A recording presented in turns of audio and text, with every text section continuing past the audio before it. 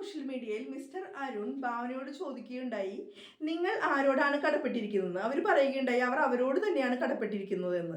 എന്തായാലും ലോകം കണ്ടതിൽ വെച്ച് ഏറ്റവും വലിയൊരു ഫൈറ്ററാണ് അവർ. ഒരു അബ്യൂസ് നേരിട്ടു, അതിന് ധീരതയോടുകൂടി പരാതി കൊടുത്തു എന്ന് മാത്രമല്ല, കോർട്ടിലുള്ള വെർബൽ അബ്യൂസും സോഷ്യൽ മീഡിയയിലുള്ള വെർബൽ അബ്യൂസിനൊക്കെ നേരിട്ട് അവർ ധീരതയോടുകൂടി എത്ര താഴ്ത്താൻ ശ്രമിച്ചിട്ടും അവർ ഫീനിക്സ് പക്ഷിയെ പോലെ ഉയർത്തെഴുന്നേറ്റ് വരികയാണ്. എന്തായാലും അത് അവരുടെ ഒരു വിൽ പവർ തന്നെയാണ്. സപ്പോർട്ട് സിസ്റ്റം ചുറ്റുപാടുണ്ടെങ്കിലും അത് മാത്രമല്ല, അവരുടെ മൈൻഡിൻ്റെ ഒരു വിൽ പവർ കൂടിയാണ്. എന്തായാലും ഇങ്ങനെ ഞാൻ എൻ്റെ ലൈഫിൽ കാണാൻ ആഗ്രഹിക്കുന്നത്, ഒന്ന് ഹഗ് ചെയ്ത് കിസ് ചെയ്യാൻ ആഗ്രഹിക്കുന്ന ഒരു വ്യക്തിയാണ് ഭാവന. ഈ വീഡിയോ ആരെങ്കിലും ഒന്ന് ഷെയർ ചെയ്തോളൂ. എന്തായാലും നമ്മൾ ലൈഫിലൂടെ ഇതുപോലെയുള്ള ഘട്ടങ്ങളിലൂടെ കടന്നു പോകുന്നതിന് നമുക്ക് പറയാം go through fire and water എന്ന് പറയാം.